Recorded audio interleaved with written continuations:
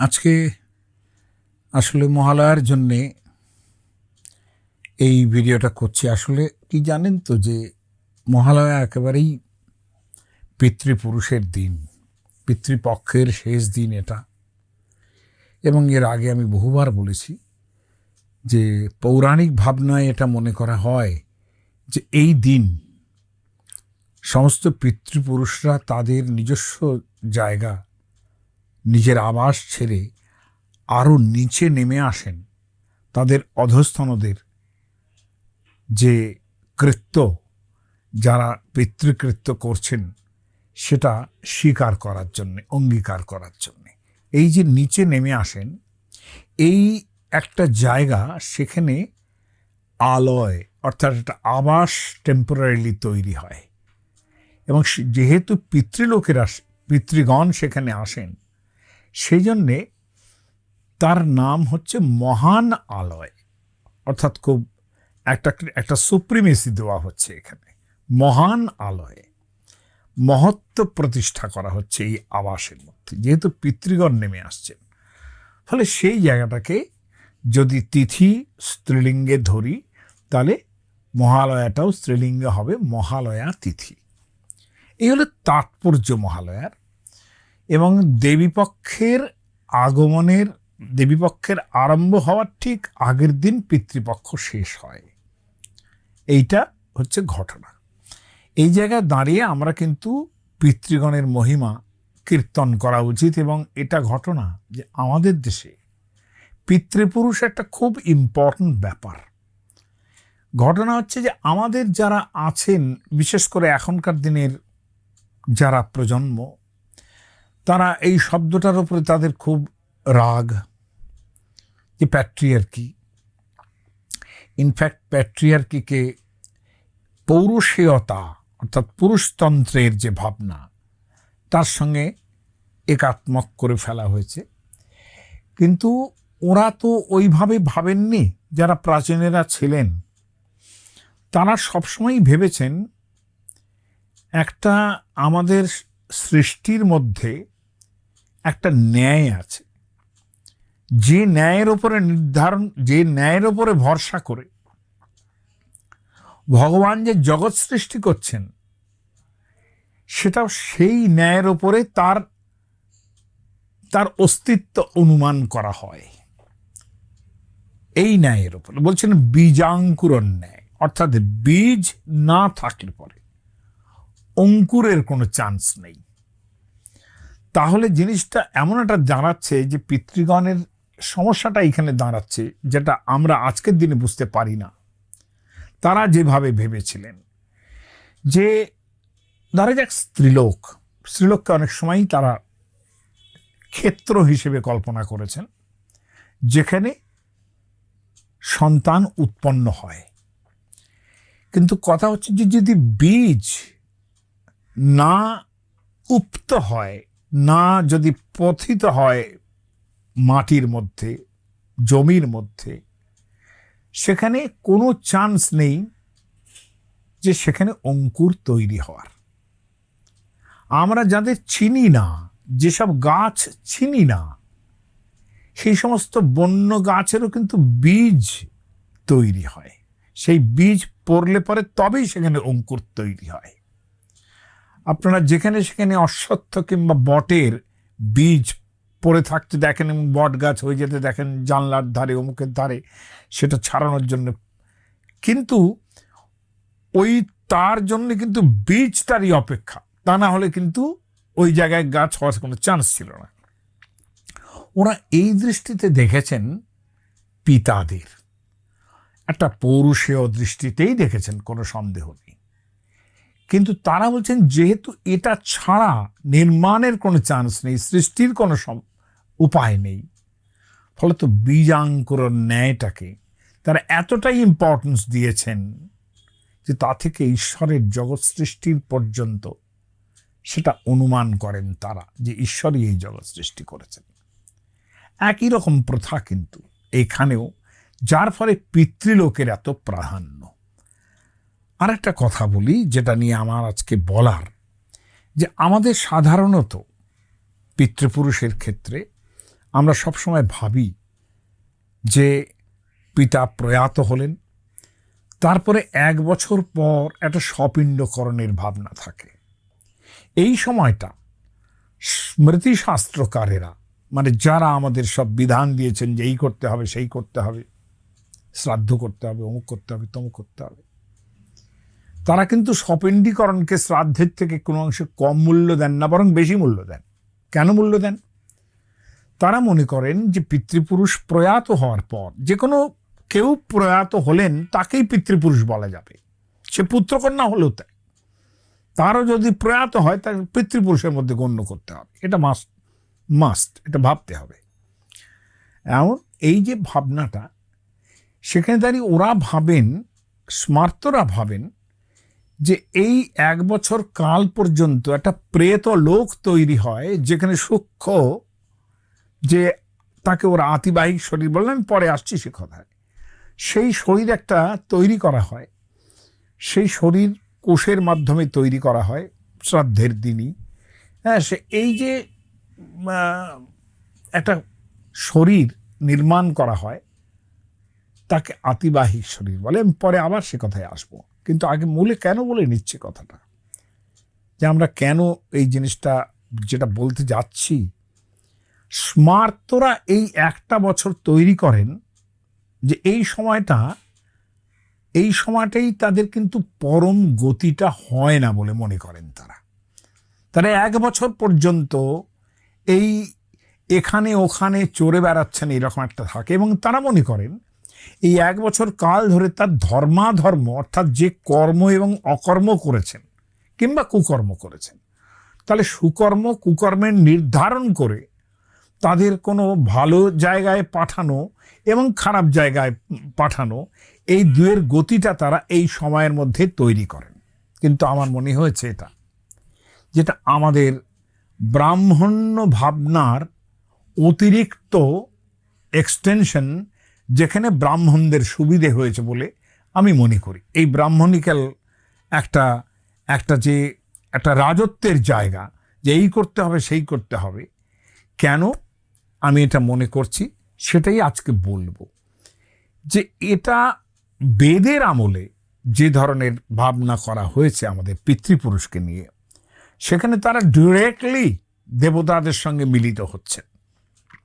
অথচ স্মার্ত ভাবনায় তারা কিন্তু 1টা বছর রেখে দিচ্ছেন এবং নানান রকম ক্রিয়াকর্ম মাধ্যমে তাকে তিনি যাতে একটু ভালো লোক, অর্থাৎ স্বর্গ ইত্যাদি জায়গায় যেতে পারেন, নরকে নয়, এই চিন্তা করেন। কিন্তু শ্রাদ্ধাদির মাধ্যমে সেই স্বর্গ প্রাপ্তি কি সম্ভব? কেননা কর্ম তো কেউ এড়াতে পারছে না। তাহলে ধর্মাধর্ম বিনিশ্চয়ের জন্যে আমরাই কেন তৈরি করছি এই সময়টা, যা বেদে বলা হয়নি? আর একটা কথা বলি, যে এটা আমাদের একটা চিরকালের নিয়ম, যে শ্রুতি স্মৃতি বিরোধ হেতু শ্রুতিরেব গরীয়সী। শ্রুতি কি? শ্রুতি উপনিষদ বেদ। শ্রুতি আর স্মৃতির যদি বিরোধ ঘটে, তাহলে শ্রুতির কথাটা মানতে হবে। অথচ আমরা তা মানলাম না। সারাটা সময় ধরে এখানে শ্রুতির কথাই, স্মৃতি শাস্ত্রের কথাই মেনে গেলাম, ব্রাহ্মণদের ভাবনাই মেনে গেলাম, যেটা পরবর্তীকালে তৈরি হয়েছে। এইটার বিরুদ্ধে আমি বৈদিক ভাবনার কথাটা এখানে বলবো। একটু বড়ই হয়ে গেল কথাটা, বলতে গেলে ভূমিকাটাই বড় হয়ে গেল।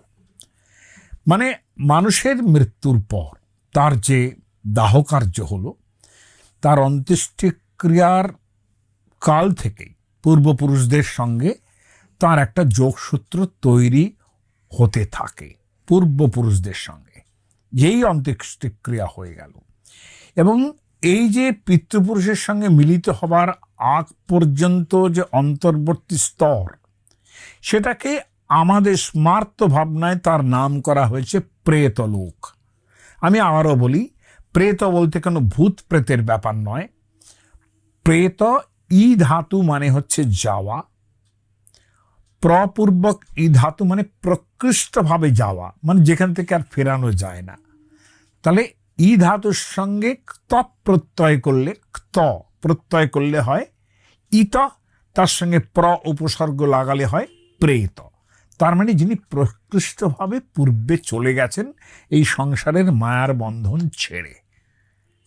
প্রেত বলতে কোনো ভূত প্রেত বোঝায় না।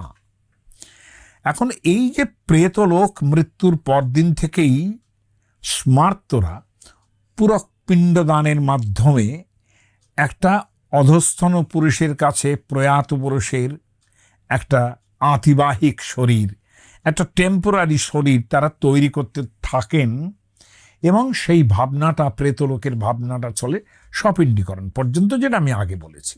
আবারও বলছি পরিষ্কার হওয়ার জন্যে। কিন্তু আমাদের ধর্মমূল যে বেদ, ধর্মমূল কেন বলছি?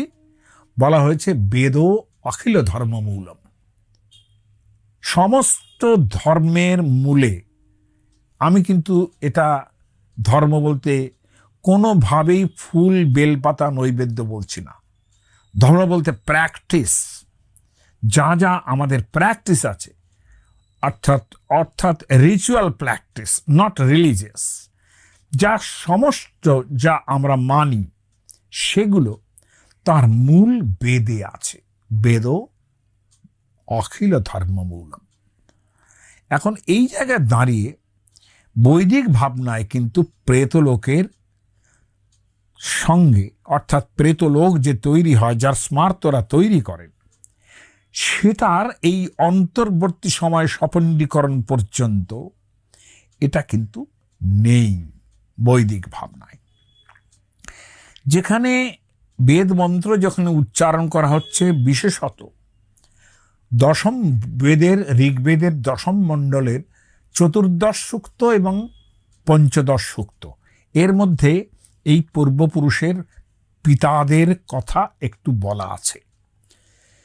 সেই জায়গায় বলা হচ্ছে যে আমাদের পূর্বপুরুষের যে কথা বলা হচ্ছে, সেখানে প্রথমেই বলা হচ্ছে আমাদের পূর্বপুরুষেরা যে পথ দিয়ে যে স্থানে গিয়েছেন, তুমিও সেই পথ দিয়ে সেই স্থানে যাও।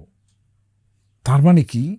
একটা পাথ ওয়ে অর্থাৎ তৈরি করা হচ্ছে।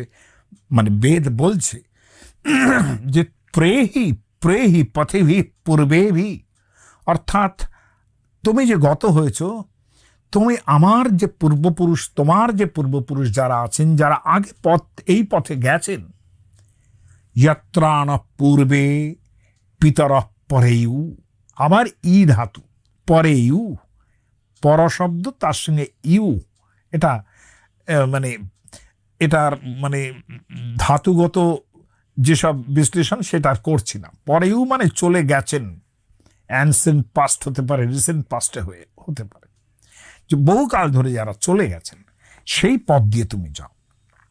ঋগ্বেদের এই সূক্তটির দেবতা কিন্তু পিতৃগণ, দেবতা। ঋগ্বেদ যখনই কোনো মন্ত্র উচ্চারণ হয়, তার আগে তার ঋষির কথা বলতে হয় এবং দেবতার কথা বলতে হয়। এখন যখন দেবতার কথা বলে তখন আর ঋষির কথা বলা হয় না, ঋষি আর দেবতা একাকার হয়ে যান। এখানে পিতৃগণ হচ্ছেন দেবতা, তার মানে তাদের প্রথমেই কিন্তু দেবতার স্থানে বসানো হলো। সেখানে এই সূক্তটির যে দেবতা, তিনি পিতৃগণ, এবং তার যে অধিপতি, দি প্রিজাইডিং ডিয়েটি অব পিতৃলোক, তিনি হচ্ছেন যম। যমকে কখনোই খুব খারাপভাবে আপনারা ভাববেন না। তিনি ধর্মরাজ, এবং তিনি একেবারে সবসময় মানুষ মারার কল করছেন, এরকম ভাবার কোনো কারণ নেই। যমের বিশাল আতিশয্য আছে, যমের বিশাল মহত্ব আছে। হ্যাঁ, সেসব ঋগ্বেদের যম আর আপনাদের এই পৌরাণিক যম কিন্তু একেবারেই আলাদা। এই যম হচ্ছেন মানুষের পুণ্যকর্মের পুরস্কার প্রদান করেন তিনি। এখানে মন্ত্র বলছে আমরা কোন পথে যাব, ঋগ্বেদের মন্ত্র, আমরা কোন পথে যাব তা যমই প্রথম দেখিয়ে দেন।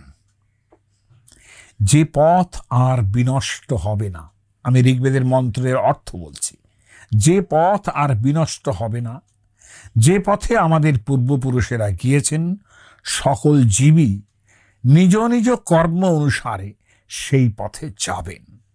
ইয়মন গাতুম প্রথম বিভেদ নৈষা গব্বু তীরাপভার্তবাউ।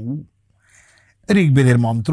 আমি এই মন্ত্রের প্রতিপদের অর্থ এবং ব্যাখ্যায় যাচ্ছি না, তাতে আমি আর পরে কিছুই বলতে পারবো না। ইয়াত্রানা পূর্বে পিতর পরেও, এই আগের শ্লোকটা যেটা মন্ত্রটা যেটা বলছিলাম, ইয়েনা যজনানা পথ্যা অনুস্বা, সেই পথে যাবেন সকলে।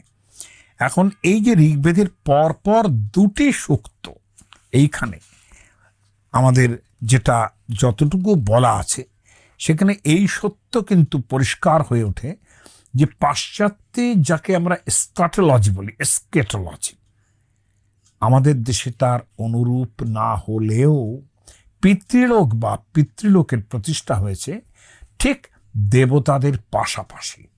দেবতাদের এই যে পাশাপাশি পিতৃগণের প্রতিষ্ঠা, ঋগ্বেদের একটা মন্ত্রের মধ্যে অঙ্গিরা, অথর্বা, ভৃগু ইত্যাদি যারা একেবারে পূর্বে, বিশেষত যাদের আমি গোত্র নামের সময় গোত্র বলে বলেছি, তাদের কথায় যেটা বলা হচ্ছে যে তারা কিন্তু সোমরস পাবার অধিকারী। তাদের বলা হয়েছে সৌম্যাস, অঙ্গিরসো না পিতর নবগবা, এসব নবগবা, দশকবা, এগুলো সব পিতৃগণের গুচ্ছ আর কি, এক একটা, হ্যাঁ, 9 পিতৃজ, এরকম 10 পিতৃজ, নবগবা, দশকবা ইত্যাদি। যে এই যে ব্যাপারগুলো আমি এর কারো ব্যাখ্যার মধ্যে যাচ্ছি না। এখন এই যে বৈদিক মন্ত্রের মধ্যে এই যে বলা হচ্ছে যে এই যে যারা আছেন, ভৃগু আছেন, ভৃগব বহু বচন বলছেন, অর্থাৎ ভৃগু, তার যে ভার্গব গোত্রের লোকজন যারা প্রথম পিতৃগণ, এই যে তাদের কথা বলা হচ্ছে যে তারা কিন্তু সকলে সৌম্যাস বলা মানেই কিন্তু তারা দেবতাদের সঙ্গে আছেন। ভগবান ভৃগুর কথা আপনারা জানেন যে তিনি, আমি বিদ্রোহী ভৃগু ভগবান বুকে এঁকে দিই পদচিহ্ন। তাহলে তার মর্যাদাটা কোথায় যে তিনি ভগবানের বুকেও লাথি মারতে পারেন। এই যে ভৃগব, তাদের প্রথম পিতৃগণ বলা হয়েছে যারা দেবতাদের কাছাকাছি বা সমান, একেবারে তাদের সমান আসনে বসা হয়েছে। এই জন্য সৌম্যাস শব্দটা প্রয়োগ করা হলো, কেননা সোমরসের যে আস্বাদন সেটা সকলের ভাগ্যে জুটত না, দেবতাদের ভাগ্যে জুটত। যারা ঋত্বিক, যারা যাগযজ্ঞ করছেন তাদের ভাগ্যে জুটত, একেবারে অবশেষটুকু রাজার ভাগ্যে জুটত, কখনো বা রাজমহিষীর ভাগ্যেও জুটত, যেটা আমরা কুন্তির কথায় পেয়েছি। তিনি বলেছিলেন যে আমি চতুর্দশ সমারাজন পিতা সোম যথাবিধি, আমি তোমার পিতার সঙ্গে, যুধিষ্ঠিরকে বলছেন, পিতার সঙ্গে 14 বছর কাটিয়েছি এবং যাগযজ্ঞে তার সঙ্গে একসঙ্গে সোম পান করেছি। তার মানে এই রকম র্যাঙ্কের লোকেরা সোমরস পান করতে পারেন, ফলে তাদের র্যাঙ্ক কিন্তু একেবারে দেবতার মতো। স্মার্ত ভাবনা মতো আমাদের সদ্য মৃত্যু এবং পিতৃলোকের মধ্যে যে প্রেতলোকের ভাবনা, এটার কথা আমি আগে বলেছি, ফলত এখন আর বলবো না। কিন্তু এটা বলবো যে সব সময় পিতাদের কথা বলার সময় সবসময় বহু বচন প্রয়োগ করা হয়েছে। পিতরঃ, এই পিতরঃ বলার সঙ্গে সঙ্গে তার মধ্যে পিতৃকুল, মাতৃকুল, এমনকি পুত্র কন্যারাও কিন্তু অন্তর্ভুক্ত হয়ে যাবেন, এটা বোঝার দরকার আছে। হ্যাঁ, পুরুষের এই শব্দ পিতরও যদি বলি তাহলে মাকে আরো ভালো করে বুঝতে পারা যায়, যেটা কালিদাস বলছেন যে জগতা পিতরৌ বন্দে পার্বতী পরমেশ্বর, তিনি ডিফাইন করে দিয়েছেন যে পিতরৌ বলতে আমরা কি মিন করছি। তাহলে এই যে পিতরৌ, তার মধ্যে পিতৃকুল, মাতৃকুল, এটা আমার বলার ছিল। ঋগ্বেদে এইটা ভাবনাটা আছে যে সৎকর্ম সমন্বিত ব্যক্তি যারা, তারা সুখের দেশে তাদের নিয়ে যান ওই যম।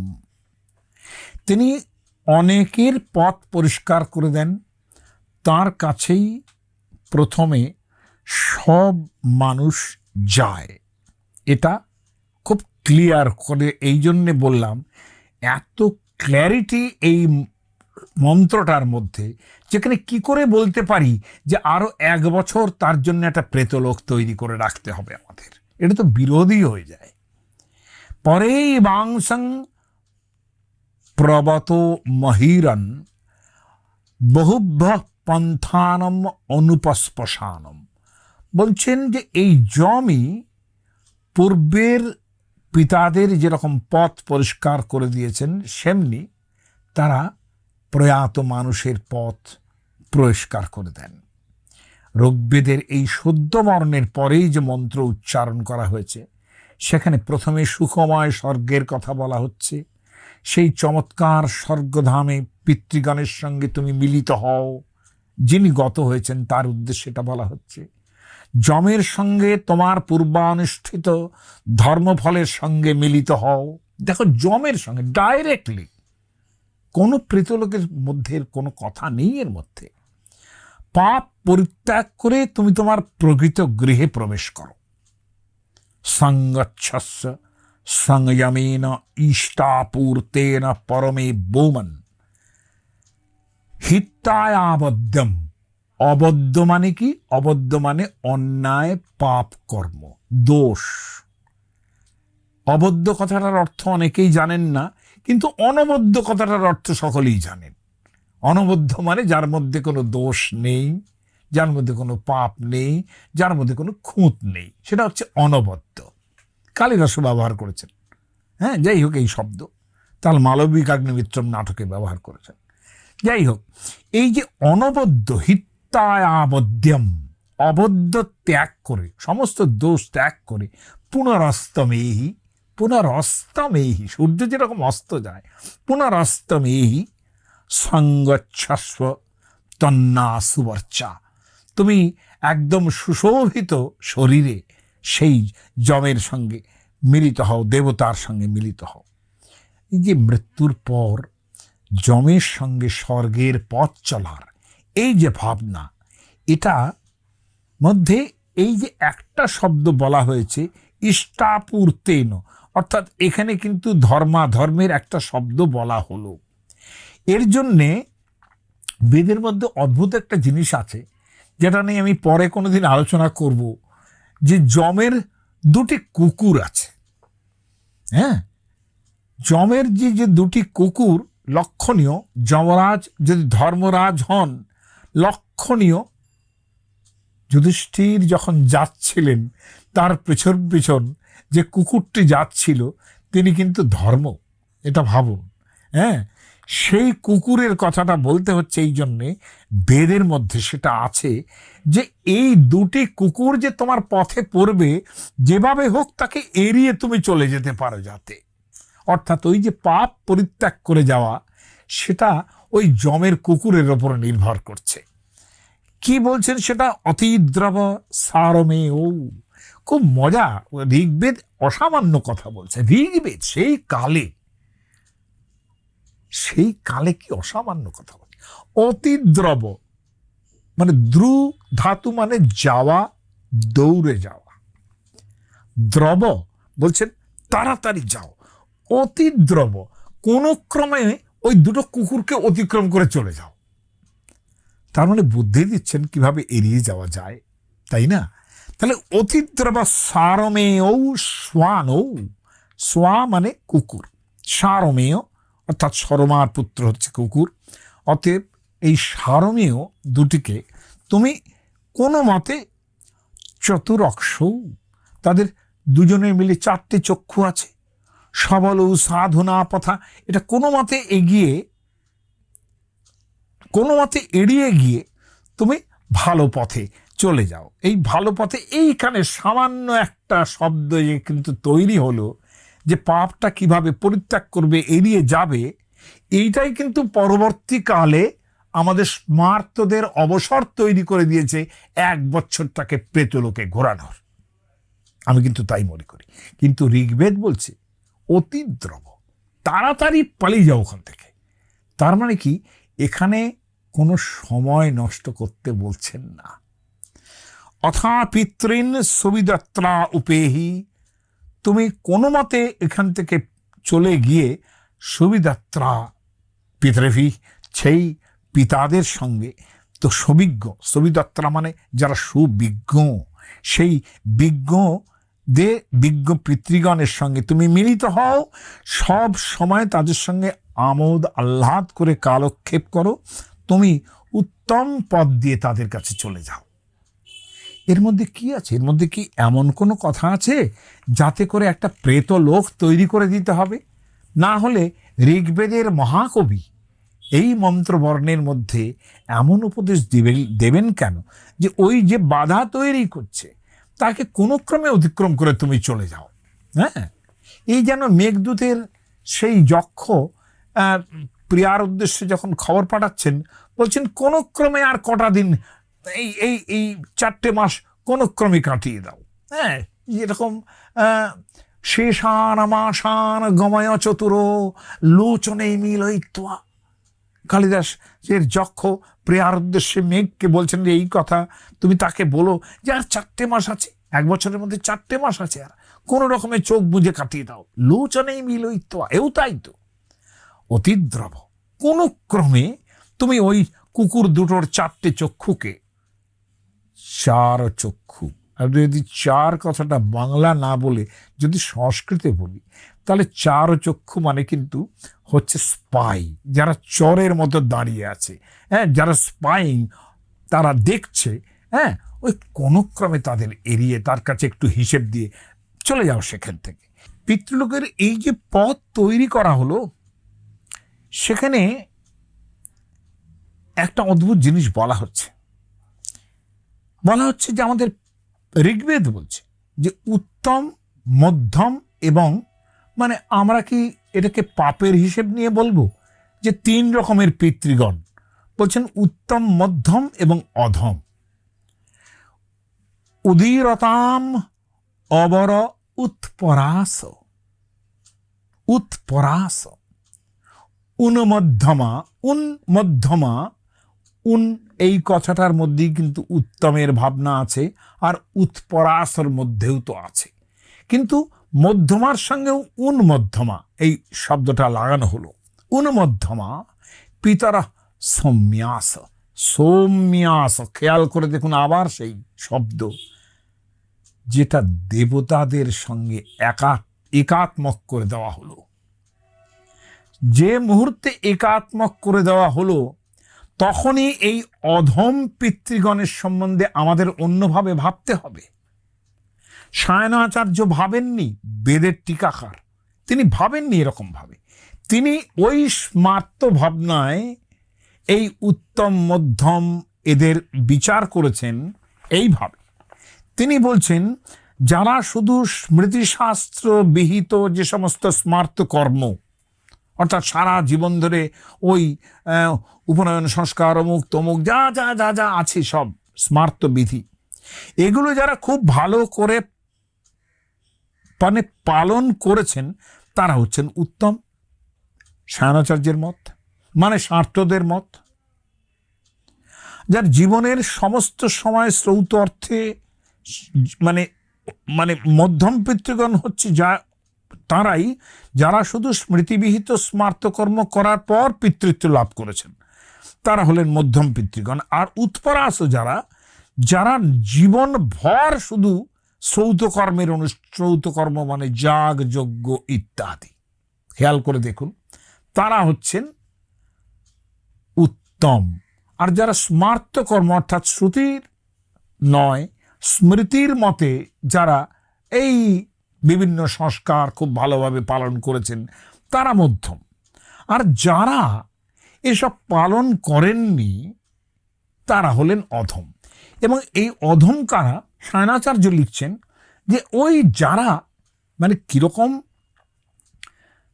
কিরকম কষ্ট লাগে আমাদের এই স্মৃতিকারদের এই ভাবনা দেখলে পরে।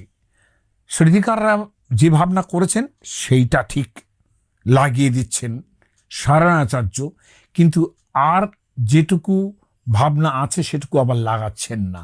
আমার এইখানে সায়নাচার্যের মত আমি মেনে নিতে পারছি না।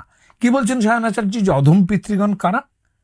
অগ্নিদগ্ধাশ্চ যে জীবা পদগধা কুলে মম, এটা বায়ু পুরাণ, গরুর পুরাণ ইত্যাদি জায়গায় আছে এই শ্লোকটা। অগ্নিদগ্ধাশ্চ, যে যারা আগুনে মারা গেছে পুড়ে, যারা অদগ্ধা, দগ্ধ হয়নি কিন্তু স্মার্ত সংস্কার লাভ করেনি, যে অদগ্ধা কুলে মম, উজ্জ্বল জ্যোতিষা দগ্ধা, উজ্জ্বল জ্যোতি, তার মানে কি আগুনও নয়, উজ্জ্বল জ্যোতি বলা মাত্রই কিন্তু আপনি বুঝবেন এটা হচ্ছে বাজ। যারা বাজ পড়ে মারা গেছেন, মাথায় বাজ পড়ল, মারা গেলেন, উজ্জ্বল জ্যোতি, খুব হঠাৎ করেই উজ্জ্বল সেই জ্যোতি, সেই জন্য বাজ। উজ্জ্বল জ্যোতিষা দগ্ধা স্তেপি জান্তু পরাঙ্গতিম, তারাও পরাঙ্গতিম, অত্যন্ত ভালো পদ লাভ করুন।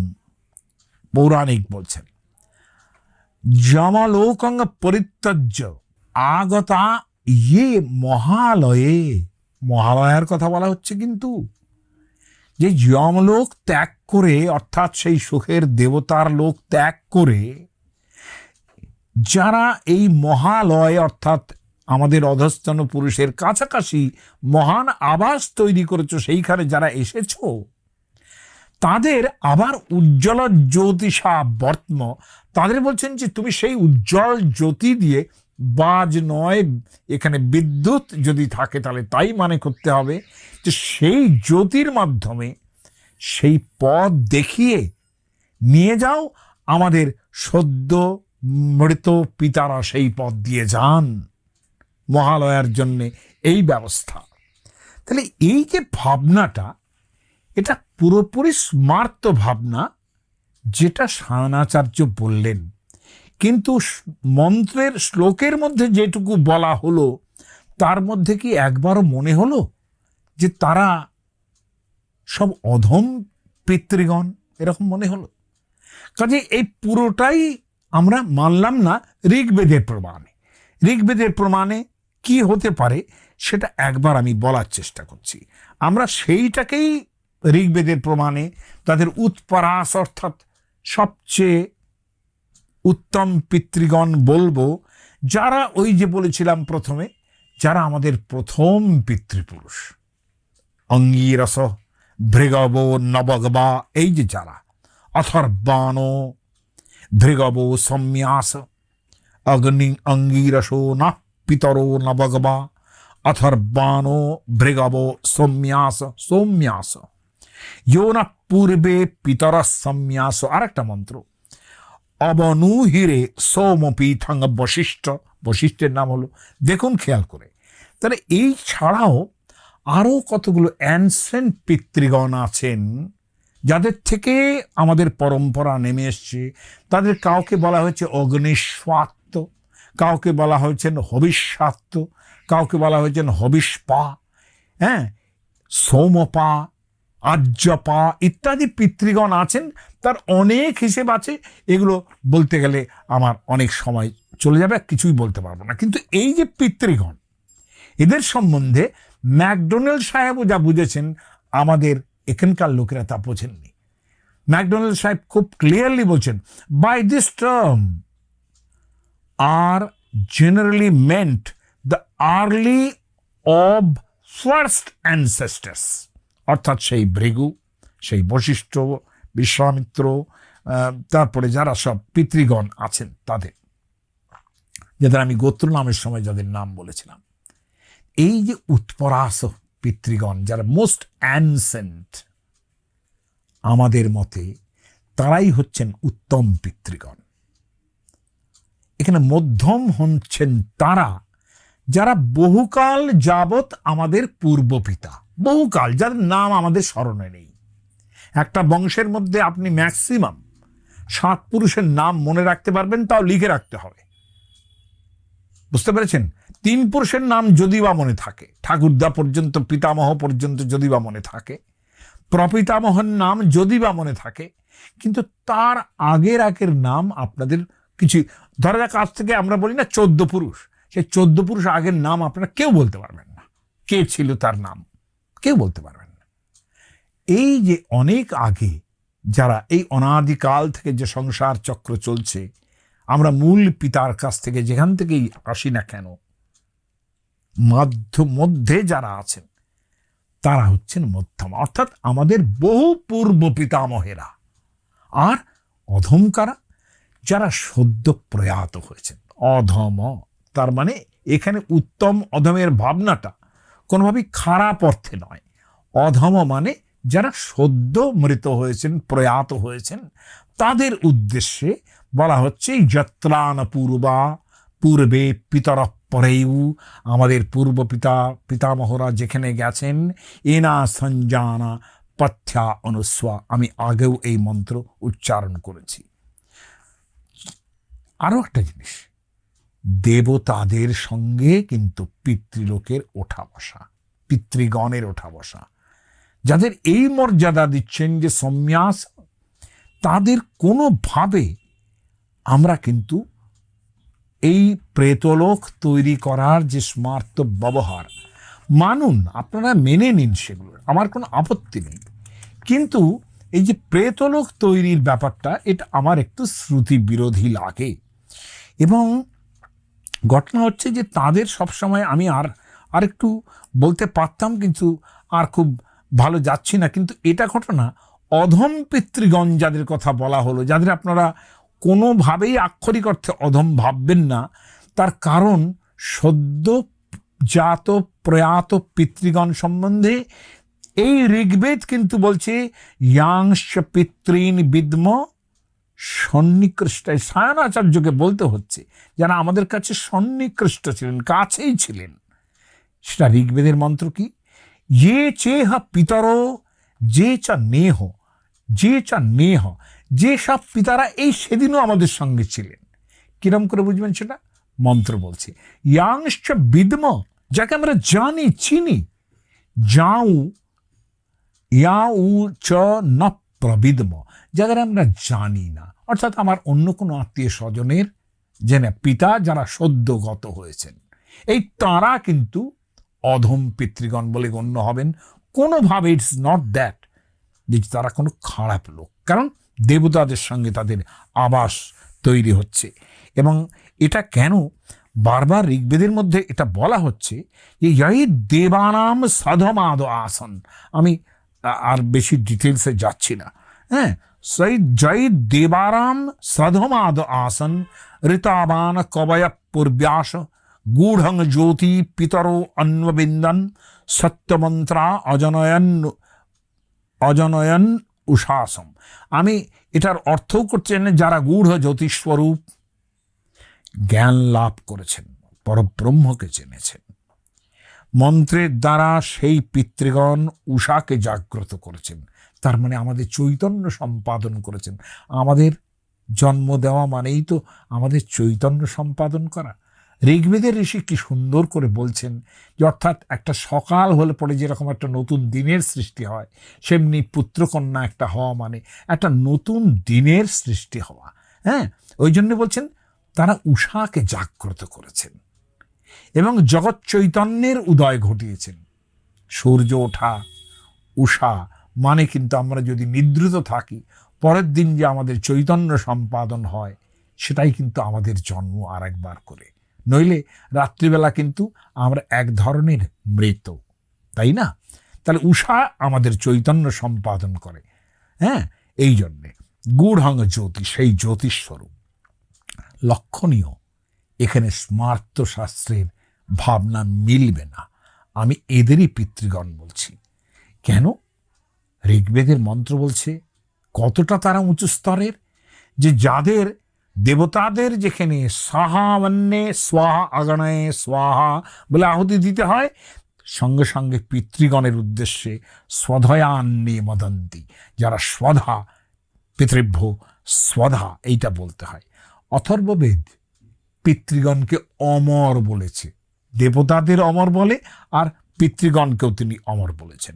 এবং পরিষ্কার বলা হচ্ছে সেখানে দেবা পিতর, পিতর দেবা, দেবতারাই পিতা। লক্ষ্য করে দেখুন, জগৎ পিতা যিনি, আপনি ভগবত গীতার মধ্যে না পিতা শিলোকস্য চরাচরস্য। কেন বারবার রবীন্দ্রনাথ বলবেন যে পিতারও ভবনে চলো চলো চলো যাই? এই যে পিতা, তাদের দেবতার সমান ভাবনা। আরো একবার বলছি, পিতা মানে কিন্তু মাতাও বটে, পুত্রকন্যা যদি প্রয়াত হয় তারাও পিতার মধ্যে গণ্য হবে।